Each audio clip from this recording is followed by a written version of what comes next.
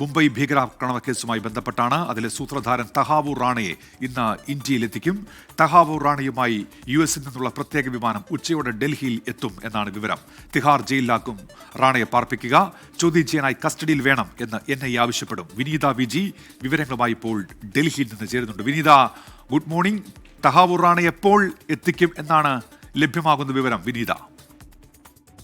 Very good morning Unmesh.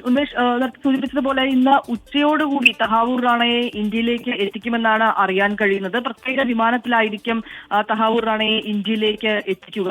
ഇന്നലെ തന്നെ യുഎസിൽ പ്രത്യേക അന്വേഷണ സംഘം ഇന്ത്യയിൽ നിന്ന് എത്തിയ ആ അന്വേഷണ സംഘത്തിന് തഹാവൂർ റാണയെ കൈമാറിയിട്ടുണ്ട്. അവിടെ നിന്ന് തഹാവൂർ റാണയുമായി ഉദ്യോഗസ്ഥർ ഇന്ത്യയിലേക്ക് തിരിച്ചു എന്നാണ് നമുക്ക് അറിയാൻ കഴിയുന്നത്. ഏതാണ്ട് ഇന്ന് ഉച്ചയോടുകൂടി ഡൽഹിയിലേക്ക് എത്തുമെന്നാണ് മനസ്സിലാക്കുന്നത്. ഒപ്പം തന്നെ 2 ജയിലുകൾ തീഹാറിലും ഒപ്പം തന്നെ മുംബൈയിലും 2 ജയിലുകളിൽ പ്രത്യേക സുരക്ഷാ ക്രമീകരണങ്ങൾ അടക്കം ഏർപ്പെടുത്തണമെന്നുള്ള സജ്ജീകരണങ്ങളൊക്കെ ഏർപ്പെടുത്തണമെന്ന് നിർദ്ദേശം നൽകിയിട്ടുണ്ടായിരുന്നു. ഇതിനെ തുടർന്ന് ആ സജ്ജീകരണങ്ങളൊക്കെ തന്നെ ഏർപ്പെടുത്തിയിട്ടുണ്ട്. NIA അടക്കമുള്ള ഉദ്യോഗസ്ഥ സംഘമാണ് യുഎസിലേക്ക് എത്തിയിട്ടുണ്ടായിരുന്നത്. ആദ്യഘട്ടത്തിൽ തഹാവൂർ റാണയെ കോടതിയിൽ ഹാജരാക്കുകയും പിന്നീട് NIA കസ്റ്റഡിയിലേക്ക് വാങ്ങുമെന്നാണ് നമുക്ക് നിലവിലെ സ്ഥിതിഗതികളിൽ നിന്ന് മനസ്സിലാക്കാൻ കഴിയുന്നത്. കഴിഞ്ഞ ദിവസമാണ് US സുപ്രീം കോടതി തഹാവൂർ റാണയുടെ ഹർജി തള്ളിയത്. തുടർന്നാണ് ഈ നീക്കങ്ങൾ ദ്രുതഗതിയിലേക്ക് ആക്കിയിരുന്നത്. ഇന്ത്യക്ക് കൈമാറരുതെന്നും തന്റെ ദേശീയത ഒപ്പം തന്നെ തന്റെ മതം ഉൾപ്പെടെയുള്ള കാര്യങ്ങളിൽ ഇന്ത്യയിലേക്ക് കൈമാറുകയാണ് എങ്കിൽ തനിക്ക് അവിടെ വലിയ പീഡനങ്ങൾ നേരിടേണ്ടി വരുമെന്ന് ചൂണ്ടിക്കാട്ടിയായിരുന്നു തഹാവൂർ റാണ ഹർജി നൽകിയിട്ടുണ്ടായിരുന്നത്. ഈ ഹർജി US സുപ്രീം കോടതി തള്ളി. പിന്നാലെയാണ് മറ്റു നടപടിക്രമങ്ങൾ വേഗത്തിലാക്കുകയും തഹാവൂർ റാണയെ ഇന്ന്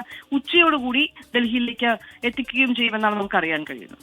ശരി, വിനീത വിജിയാണ് ഡൽഹിയിൽ നിന്ന് വിശദാംശങ്ങൾ നൽകിയത്.